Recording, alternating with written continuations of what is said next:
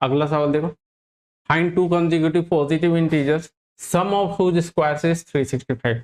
दो consecutive positive integers, consecutive मतलब कि जैसे 2 3, ठीक है 2 3 आपके कंसेक्यूटिव्स हो गए हैं, 13 14 दीज आर कंसेक्यूटिव नंबर्स। अगर बोलता है मान लो कंसेक्यूटिव इवन इंटीजर्स, तो 4 और 6 इवन इंटीजर्स हैं, कंसेक्यूटिव है बट, ठीक है 6 8 ऐसे इवन इंटीजर्स हो गए। बोलेगा कंसेक्यूटिव ऑड इंटीजर्स, तो 5 7 ऐसे हो गए, ठीक है। तो जब भी कंसेक्यूटिव इवन या कंसेक्यूटिव ऑड बोले तो एक आप x लो, दूसरा x+2 लो। अगर सिर्फ कंसेक्यूटिव इंटीजर्स बोले तो एक x लो, दूसरा x+1 लो, ठीक है। एक x लेनी है आपको, दूसरी x+1। तो let the two consecutive positive integers, let the two consecutive positive integers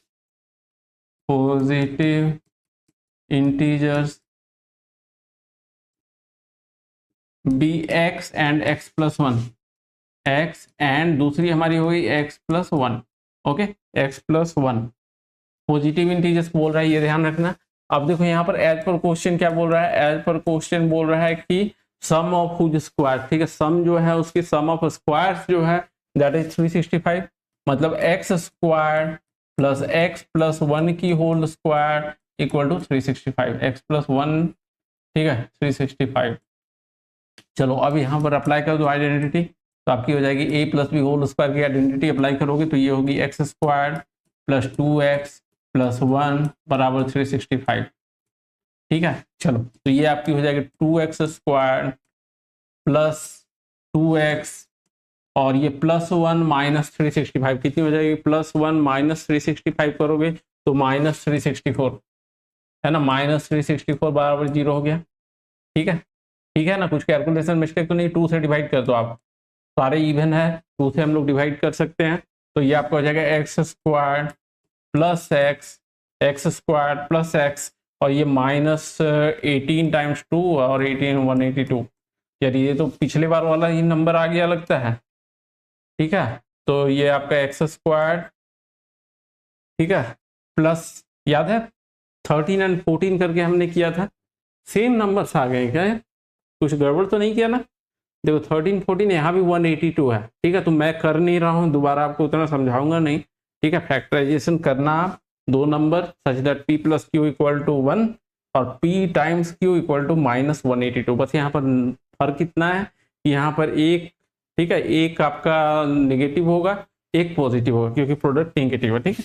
तो यहाँ प्लस करोगे 14x -13x -182 बराबर 0, मिडिल टर्म स्प्लिट कर देना बस, और कुछ नहीं करना है, ठीक है। यहाँ x है, गलती से यहाँ x नहीं लिखा, 14x है, ठीक है x² + 14x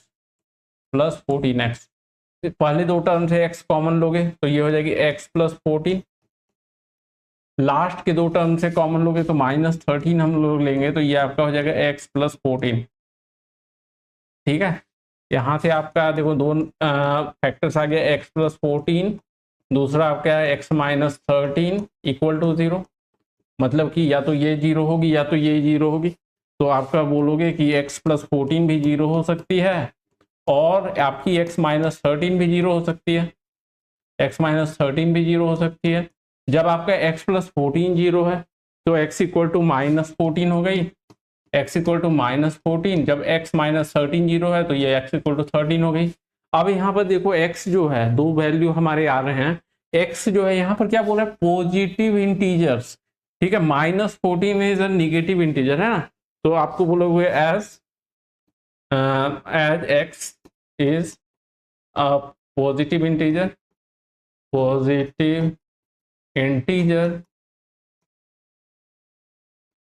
सो x = 13, x = 13 हो गई। हेंस हमारे नंबर्स क्या हो गए, हेंस रिक्वायर्ड नंबर्स आर, पहला आप ले लो 13, दूसरा क्या हो जाएगा कंसेक्यूटिव है तो 13 + 1 हमने x+1 लेके रखा है, इवन आप कभी कभी ले सकते हो x - 1 एंड x, वो भी कर सकते हो। तो 13 एंड 14 ये दो आपके इंटीजर्स हो गए, ठीक है 13 एंड 14, कोई डाउट तो नहीं है।